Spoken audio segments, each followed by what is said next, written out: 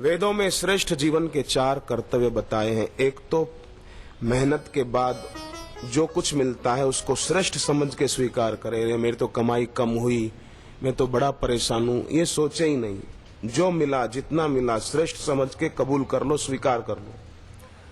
दूसरा कर्तव्य, वेद भगवान ने कहा कि सत्य स्वरूप भगवान एक है, उस नाते सब एक मत हो जाएं। कभी किसी के विचार आपस में न मिले तो लड़ाई झगड़ा करने पर न उतर आए। कई लोग जरा जरा बात में लड़ पड़ते हैं। मिर्जापुर यूपी में है, वहां पर 2 आदमी मित्र थे, खेतों के इलाके में बातें कर रहे थे। एक ने पूछा, इस बार तू रुपया कमाने के लिए क्या कर रहा है? वो बोला, मैं एक भैंस खरीदूंगा, भैंस दूध देगी, दूध बेचूंगा, थोड़ा दूध अपने लिए भी रखूंगा।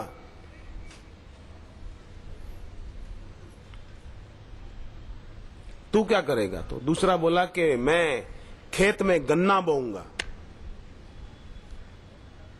तो वो बोला, ये तो बहुत बढ़िया बात होगी, तू गन्ना बोना, मैं मेरी भैंस को खेत में चराने के लिए ले आऊंगा। तेरे खेत में मेरी भैंस खा लेगी घास, पेट भर जाएगा तो ले जाऊंगा। तो वो खड़ा हो गया, बोले, मेरे खेत में तेरी भैंस कैसे आती है मैं देख लूंगा। अरे बोले, तू क्या देख लेगा, मैं ये तुझे दिखाता हूं। तो उसने एक डंडी उठाई और उस डंडी से एक रेखा खींचता हुआ बोला, ये देख, ये मेरी भैंस आ रही है और ये तेरा खेत, एक लकीर और खींच दी, और ये मेरी भैंस आई, देख तेरे खेत में अंदर घुस गई। अब तू क्या कर लेगा?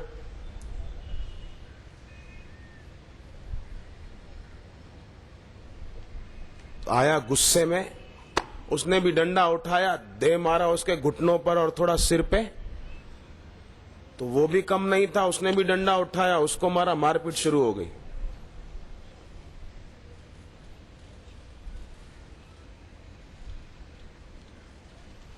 महाभारत केवल कुरुक्षेत्र में ही नहीं, कई घरों में चलती रहती है।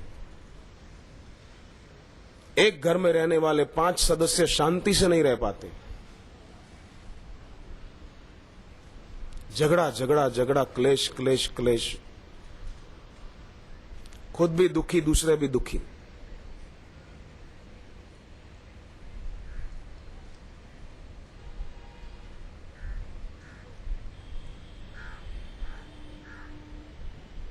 सत्य स्वरूप ईश्वर एक है, उस नाते एक मत हो जाए, कोई बात नहीं, होता रहता है। उसके विचार अलग है, मेरे विचार अलग है, विचार अलग है, पर हम तो एक है।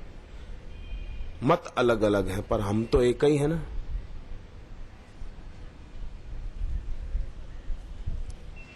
ऐसा ज्ञान का विचार करना। तीसरा कर्तव्य बताया, गुरु के द्वारा दीक्षा लेकर ज्ञान को जीवन का आंतरिक अंग बनाया जाए, क्रियान्वित किया जाए। और चौथा उपाय बताया, सभी का जीवन याज्ञिक भावना से पुष्ट हो। पितृ यज्ञ, देव यज्ञ, ऋषि यज्ञ, ऋषियों का ज्ञान दूसरों तक पहुंचाओ ऋषि प्रसाद के द्वारा। बाल संस्कार केंद्र चलाकर उसके द्वारा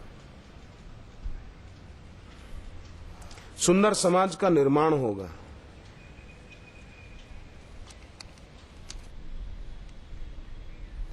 और कई लोग ऐसे होते हैं, बोलते हैं कि भगवान हमारी सुनते ही नहीं है। क्या करें, हम बड़े परेशान हैं। प्रार्थना कर करके देख लिया, मंदिर में जा जाके देख लिया, भगवान हमारी सुनते ही नहीं है, क्या करें। पर भाई साहब, सच्चाई तो ये है कि हमने आंखें फेर रखी है।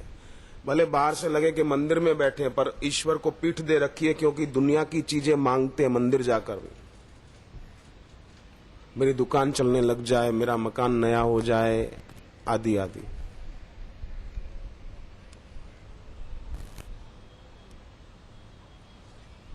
तो अगर सद्भाव होगा, भक्ति होगी, तो इन सब में अपना मन अटकेगा नहीं और उन चीजों की इच्छा भी नहीं होगी। ऐसा हो जाएगा।